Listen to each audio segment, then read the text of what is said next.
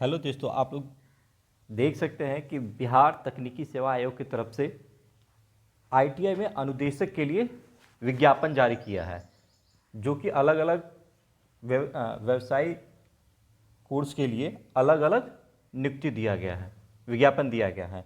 अब इस विज्ञापन में क्या क्या है, क्या योग्यता रहने वाली है, क्या पे रहेगा और कितना मार्क्स का इसका एग्ज़ाम होगा, एग्ज़ाम किस टाइप से होगा, ऑनलाइन होगा या ऑफलाइन होगा, इस पे आज हम बात करने वाले हैं। तो सबसे पहले देखेंगे कि हमने पीडीएफ खोल रखा है जो हमारा व्यावसायिक अनुदेशक फीटर का है, उसके लिए विज्ञापन संख्या दिया गया है 10/2023।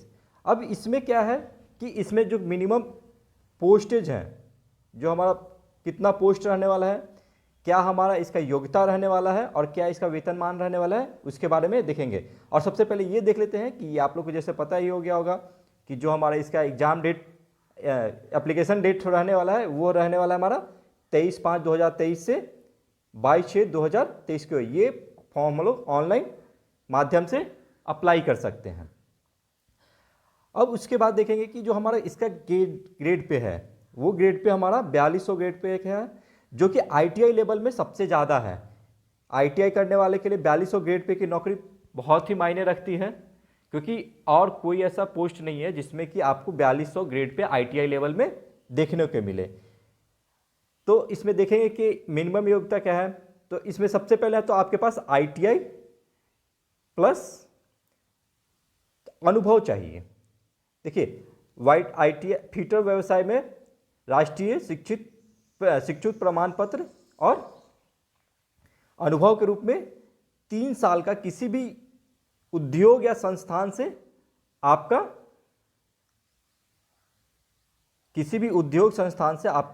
एक्सपीरियंस होना चाहिए, काम करने का अनुभव होना चाहिए। या तो फिर आप किसी आईटीआई में पढ़ा रखे हो, या तो फिर आप कोई उद्योग में या कंपनी में काम कर रखे हो, लेकिन उसके लिए आपके पास उसका सर्टिफिकेट होना जरूरी है। हो सके तो आप पीएफ, अगर आप पे कटता हो तो पीएफ नंबर भी होना चाहिए, जिससे कि आपको जब सिलेक्शन हो जाए उस टाइम आपको कोई परेशानी ना हो। उसके बाद एक और योग्यता रखा गया है जो कि हमारा सीआईटीएस का है।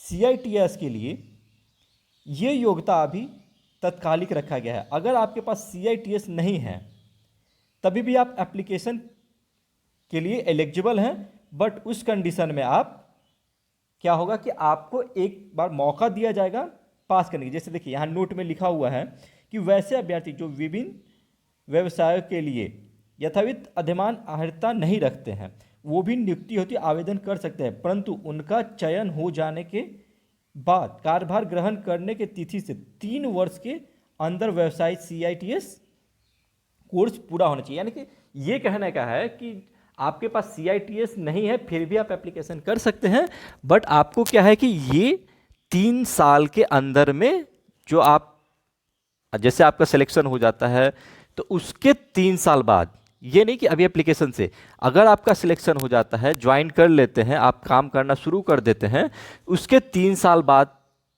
तक आपको सीआईटीएस का डिग्री ले लेना है।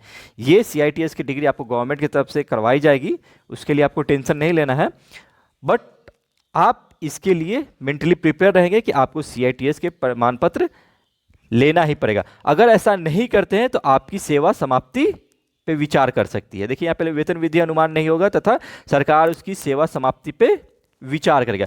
तो ये सबसे बड़ा इंपॉर्टेंट है सीआईटीएस।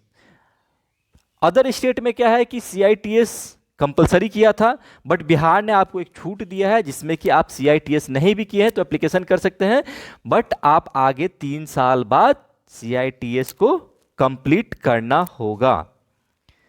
ठीक है, और आगे हम देखते हैं कि इसमें कितना पोस्ट दिया गया है।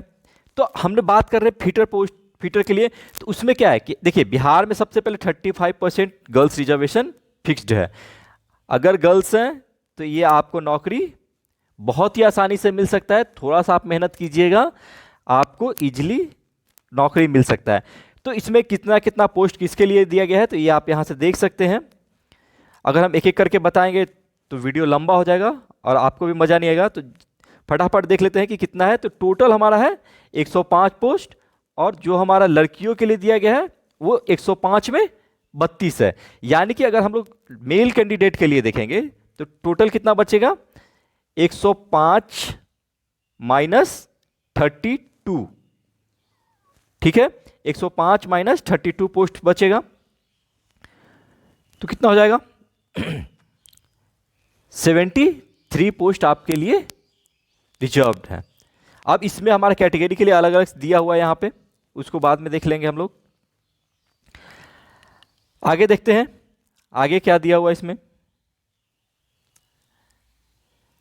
देखिए अब इसमें कुछ आपको बताया कि एज कितना रहने वाला है, मिनिमम एज। तो मिनिमम एज जैसे हर एग्जाम के लिए होता है 21 वर्ष, अनारक्षित में 37 वर्ष तक आप अप्लाई कर सकते हैं, ओबीसी हैं तो आपको मिलेगा 40 साल तक, और एससी एसटी हैं तो आपको मिलेगा 42 साल तक। यानी कि जो बिहार सरकार का एज लिमिट है मिनिमम 21 साल और मैक्सिमम 42 साल तक आप एप्लीकेशन डाल सकते हैं। अगर आप दिव्यांग हैं उस कंडीशन में आपको 10 वर्ष की छूट मिलेगी, और आप किसी सरकारी सेवक हैं, बिहार सरकार के रूप में हैं और नियमित नियुक्ति के लिए आप आवेदन करना चाहते हैं, तो 3 वर्ष तक नाता सेवा पूर्ण हो चुके हो तो उच्च महत्व की सेवा हेतु आप इसमें 5 साल तक एप्लीकेशन एज में आप अपने कैटेगरी के अनुसार उसमें 5 साल तक आपको छूट दिया जाएगा। तो ये तो बात हो गई हमारे कि हमारा आयु कितना रहने वाला है। उसके बाद जो मेन है वो आपका कैसे ये चयन प्रक्रिया है। तो चयन प्रक्रिया के लिए आपको सबको पता है कि यहाँ पे लिखित परीक्षा होने वाला है। तो लिखित परीक्षा में क्या क्या होगा तो देख सकते हैं आप।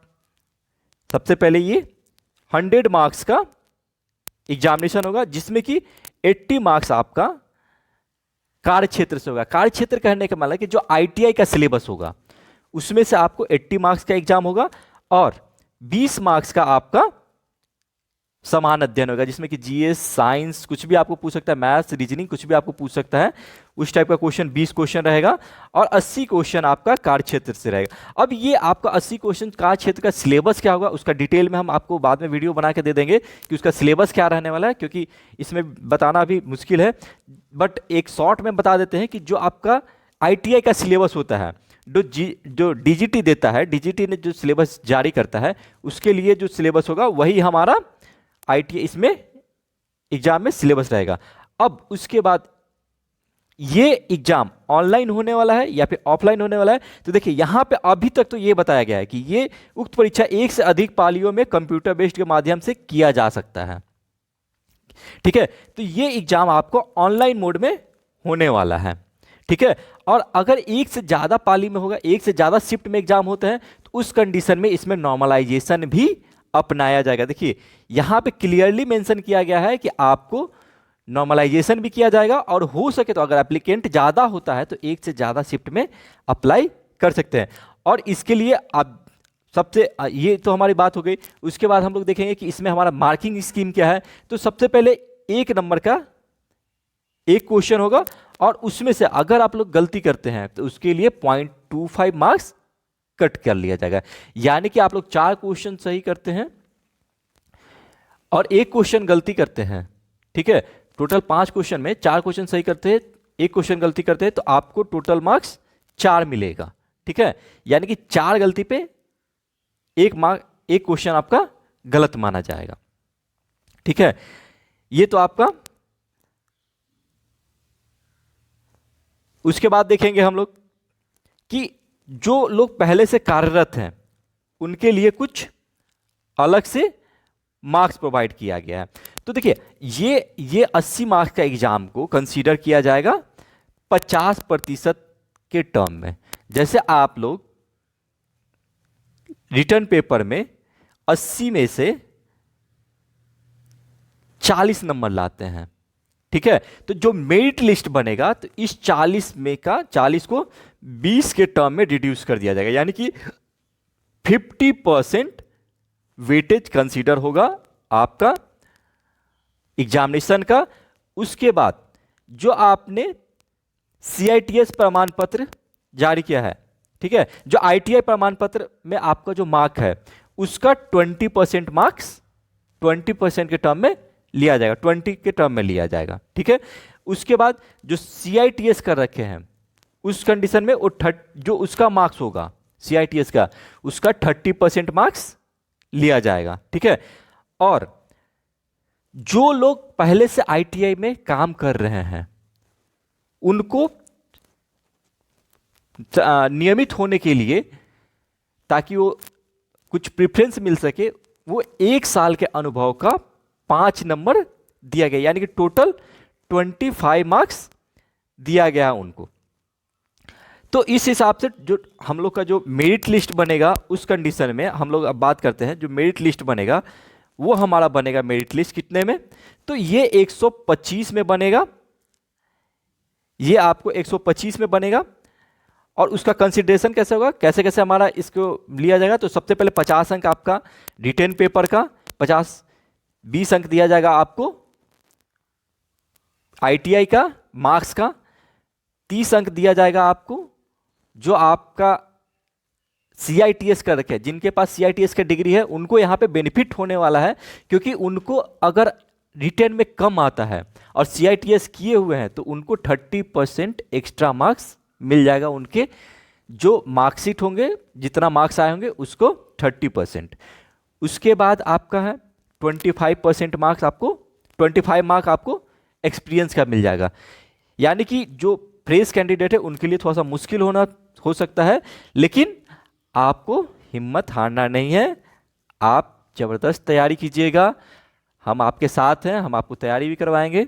कैसे कैसे इसका करना है, कैसे सिलेबस को टच करना है, क्या एक्चुअल सिलेबस होने वाला है, किस टाइप से क्वेश्चन आने वाले हैं, इसके बारे में भी हम आपको बाद में बताएंगे, देखेंगे कैसे होगा, ठीक है। अब ये तो कुछ आगे आपको डेट बताया गया है कि एग्जाम, ये एप्लीकेशन फॉर्म कब से होगा, तो ये आपका एप्लीकेशन फॉर्म 23/5/2023 से होने वाला है चालू, और ये 22/6/2023 तक फॉर्म फिलअप किया जाएगा। उसके बाद जैसा होगा एग्जामिनेशन का डेट आएगा, उस एग्जामिनेशन के डेट में आपको मिलेगा। उसके बाद यहाँ पे एक चीज़ और देखने को मिल रहा है कि एक पद से अधिक अभ्यर्थी होने पे सफल लिखित परीक्षा के परिणाम काउंसलिंग के पूर्व वैसे प्रेफरेंस दिया जाएगा जो हमारा अंतिम मेगा सूची तैयार करने के एक अभ्यर्थी को केवल एक पद हेतु भेजा जा सके, ठीक है। अब इसको कैसे किया जाएगा, तो उसके लिए देख लेते हैं। इसमें दिया गया है सबसे पहले क्या कंसीडर किया जाएगा कि जिनका पहले एज होगा वो जनरली वैसे आगे जाते हैं। उसके बाद है आपका आरक्षण नियम, जो बिहार सरकार का आरक्षण नियम होगा वो फॉलो किया जाएगा।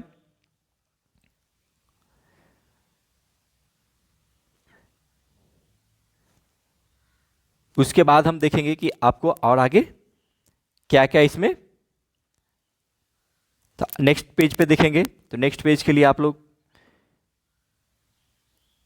आरक्षण का दिया गया है।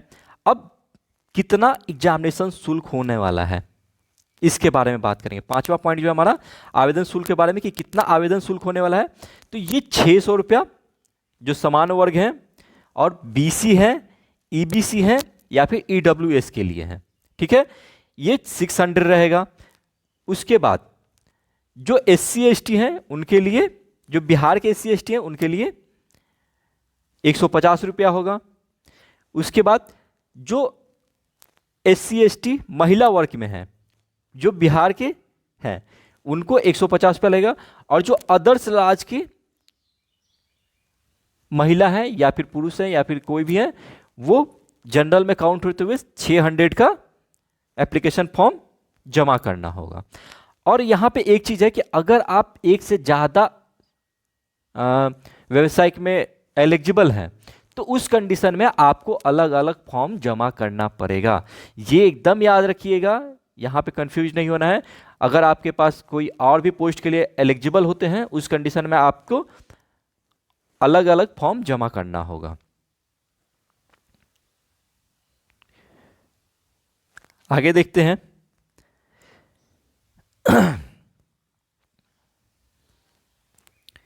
यहां पे कुछ दिया हुआ है आपको, ये सबका शैक्षणिक प्रमाण पत्र का जो भी होगा उसको अपलोड करना होगा, जो भी नियोजित ITI सर्टिफिकेट है ये सब करना होगा। इसके लिए आप लोग पहले से ही अपना सब कुछ रेडी रखिएगा ताकि लास्ट टाइम में आपको कोई दिक्कत ना हो। अब वीडियो को हम ज़्यादा लंबा नहीं खींचते हैं, और जिनके पास ITI में काम करने का एक्सपीरियंस है वो लोग ये फॉर्म को अपने ITI से जाकर फॉर्म पे साइन करवा लेंगे और स्टाम्प लगवा कर ये फॉर्मेट बना के पहले से रख लेंगे ताकि उनको एप्लीकेशन करने में देरी ना हो और किसी टाइप का दिक्कत ना आए।